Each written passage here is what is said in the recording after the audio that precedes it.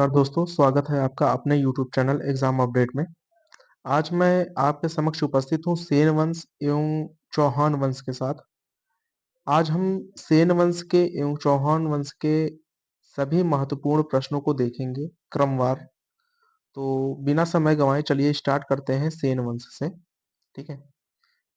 सेन वंश कहा जाता है कि जो सेन वंशीय शासक थे ये ब्रह्मक्षत्र परंपरा से संबंधित थे तथा वर्तमान में बंगाल क्षेत्र में इनका शासन हुआ करता था। बंगाल क्षेत्र वही है जहाँ पे गौड़ शासक शशांक का शासन था। आगे चल के पाल वंश का शासन जहाँ पे था वहीं पे सेन वंश का भी शासन हमें देखने को मिलता है। ठीक है।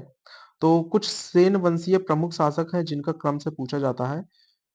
उत्तर प्रदेश समीक्षा अधिकारी पेपर में अब की बार यही प्रश्न आया था, क्रम से सजाने को दिया था, चार सेन शासकों को क्रम से सजाने को दिया गया था। ठीक है। तो चलिए देखते हैं। पहले हैं सामंत सेन। इनके जो ये थे कर्नाटक के शासक थे। ठीक है। आगे आकर ये जो है राढ़ के क्षेत्र में अपना राष्ट्र स्थापित करते हैं और सेन वंश की नींव रखते हैं। ठीक है। आगे देखते हैं विजय सेन। विजय सेन के बारे में जानकारी का जो प्रमुख स्रोत है वो है देवपाड़ा अभिलेख। हमें देवपाड़ा अभिलेख से इनके बारे में कई चीजें जानने को मिलती हैं। क्योंकि जो विजय सेन थे ये शैव मतानुयायी थे। ठीक है। ये कट्टर शैव मतानुयायी थे। इनकी कुछ उपाधियां हैं जैसे परमेश्वर, परम भट्टारक, महाराज धीराज, अरिराज वृष शंकर। जो इनकी उपाधि है अरिराज वृष शंकर, इससे यह पता चलता है कि ये जो थे शैव उपासक थे। ठीक है। और इन्होंने शैव मंदिरों की स्थापना भी कराई थी। इनकी विजय सेन जो है इनकी जो रानी थी इन्होंने कनक तुला पुरुष महादान नामक यज्ञ भी कराया था। ठीक है। तो ये यज्ञ का नाम याद रखें, ये कनक तुला महादान पुरुष महादान नामक यज्ञ। ठीक है। विजय सेन ने अपनी दो राजधानियां बसाई थी, एक थी विजयपुरी और एक थी विक्रमपुरी। तो याद रखें, पूछा जाए कि किस सेन वंशी शासक ने अपनी दो राजधानियां बसाई, तो ये थे विजय सेन, जिनकी दो राजधानियां थी, एक थी विजय सेन और दूसरी राजधानी थी विक्रमपुरी। ठीक है। नेक्स्ट देखते हैं, तीसरे हैं बल्लाल सेन। प्रबल शैव अनुयायी थे बल्लाल सेन। इनकी उपाधियां हैं निशंकर, गौड़ेश्वर, परम महेश्वर इनकी प्रमुख उपाधि है। तो बल्लाल सेन जो है इनकी परम महेश्वर उपाधि है। ठीक है। ये कट्टर शैव उपासक थे तथा इनके बारे में कहा जाता है कि इन्होंने बंगाल में ब्राह्मणों को बसाया था और इनके समय में कुलीनवाद जो है कुलीनवाद अपने चरमोत्कर्ष पर था। ठीक है। यानी कि जब वह ब्राह्मण अपने चरमोत्कर्ष पे थे तो इन्हें ब्राह्मणों को बंगाल में बसाने का श्रेय दिया जाता है। इनकी एक रचना है जिसका नाम है दान सागर। यह पूछा जाता है कि दान सागर किसके रचयिता कौन है, तो याद रखें दान सागर के रचयिता कौन है, ये बल्लाल सेन है। ठीक है। सेन वंशीय शासक बल्लाल सेन। वृद्धावस्था में प्रयाग में जाकर इन्होंने जल समाधि ले ली थी। ठीक है। तो कहा जाता है कि प्रयाग में जाकर इन्होंने जल समाधि ले ली थी। तो ये भी प्रश्न बन सकता है कि किस सेन शासक ने प्रयागराज में जल समाधि ली, तो ये बल्लाल सेन ने ली। ठीक है। नेक्स्ट है लक्ष्मण सेन। लक्ष्मण सेन का नाम जो जाना जाता है वो जाना जाता है लक्ष्मण संवत की वजह से। ठीक है। 1198 ईस्वी में इन्होंने लक्ष्मण संवत चलाया।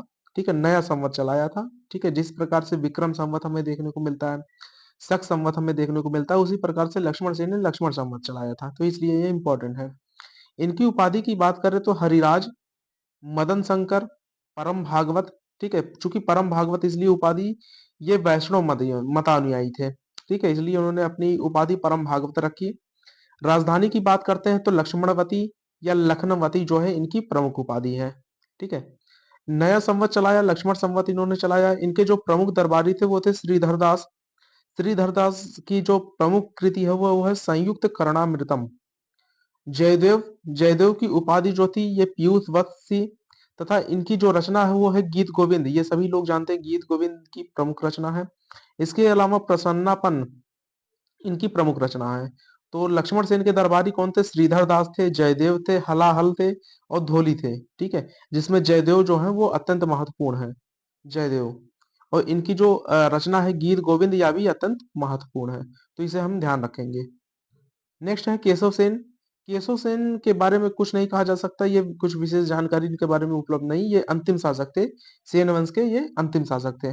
तो इस प्रकार हम देखते हैं कि केशव सेन, लक्ष्मण सेन, बल्लाल सेन, विजय सेन और सामंत सेन। ठीक है। तो इसका ये ट्रिक है, SVBLK, ठीक है, SVBLK।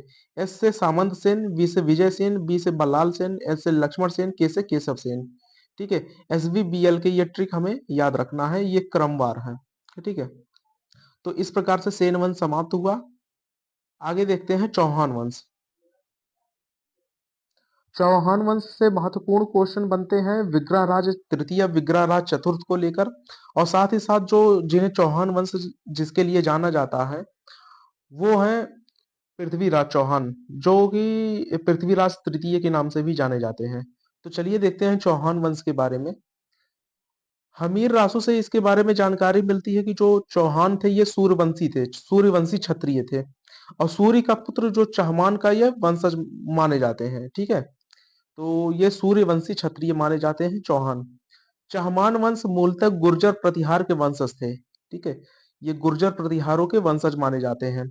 और चंद्रबरदाई की पृथ्वीराज रासो में इनका उल्लेख मिलता है कि जो इनकी उत्पत्ति हुई थी वो अग्निकुंड से हुई थी।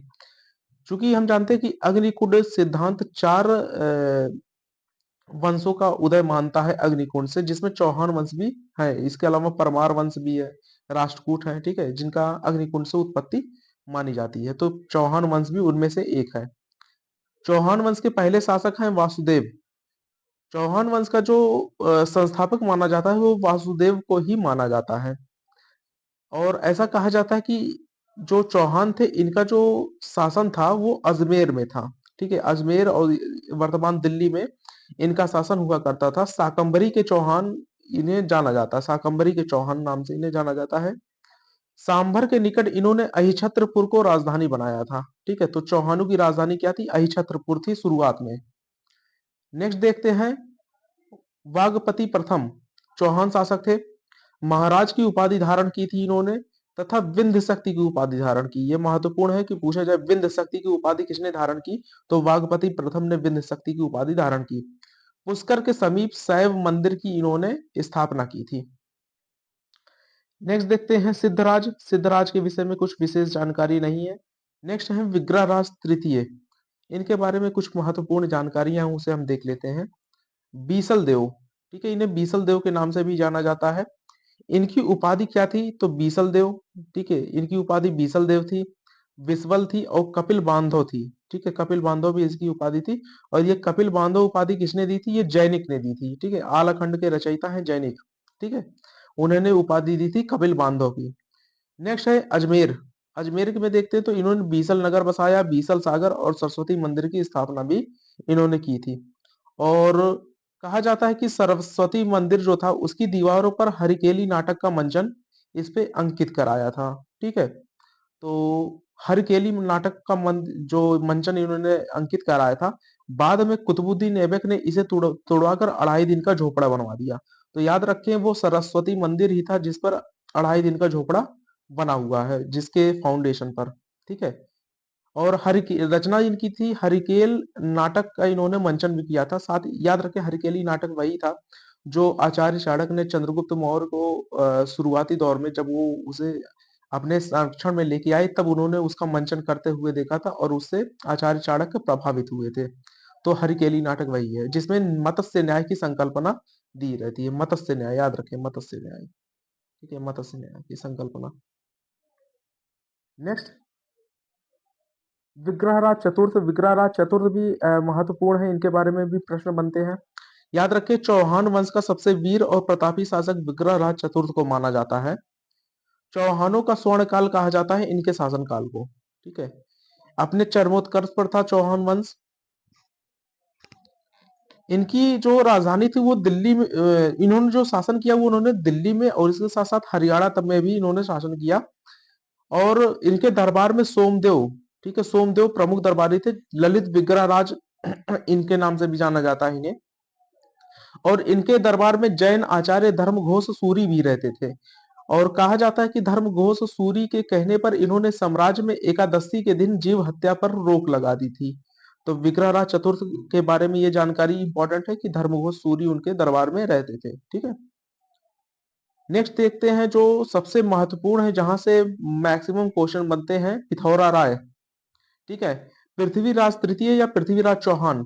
ठीक है, याद रखें इनकी जो उपाधि थी वो थी राय पिथौरा और भारतेश्वर, ठीक है। राय पिथौरा के नाम से इन्हें जाना जाता है, ठीक है। आलखंड में हमें देखने को मिलता है कि इनका नाम पिथौरा राय कह के संबोधित किया गया है।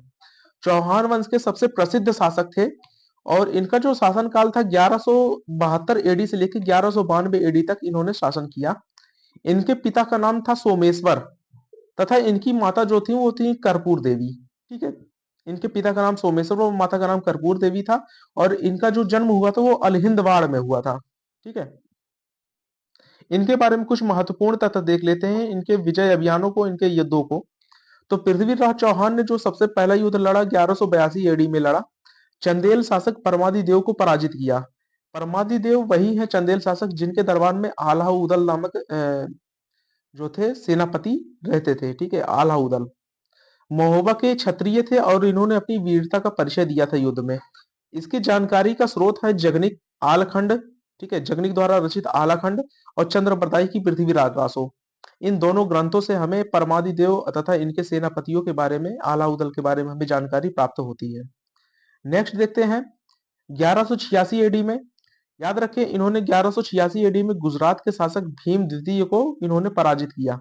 ये इनकी काफी महत्वपूर्ण और सबसे बड़ी विजय मानी जाती थी, क्योंकि चालुक्य वंशी शासक जो भीमसेन द्वितीय था वो अत्यंत प्रतापी शासक था और भीमसेन द्वितीय ने ही मोहम्मद गौरी को पराजित किया था, ठीक है। तो भीमसेन द्वितीय को पृथ्वीराज चौहान ने पराजित किया। 1191 एडी में इन्होंने तराइन का प्रथम युद्ध लड़ा और तराइन का प्रथम युद्ध जो लड़ा जाता है उसमें पृथ्वीराज चौहान विजयी होते हैं और मोहम्मद गौरी की पराजय होती है।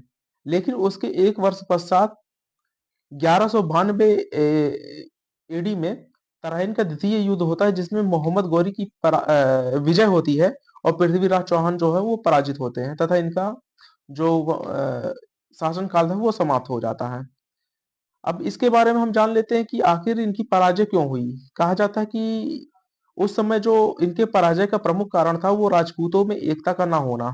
गढ़वाल शासक जो कि इसके जस्ट बाद हम पढ़ेंगे, ठीक है। गढ़वाल शासक जो थे इनसे इनकी दुश्मनी थी, साथ ही साथ चंदेल शासकों से भी इनकी दुश्मनी थी, ठीक है। कहा जाता है कि इनके जो राजपूत बंधु थे इनके स्वयं के साथ नहीं दिया, जिसके कारण पृथ्वीराज चौहान की पराजय होती है, ठीक है।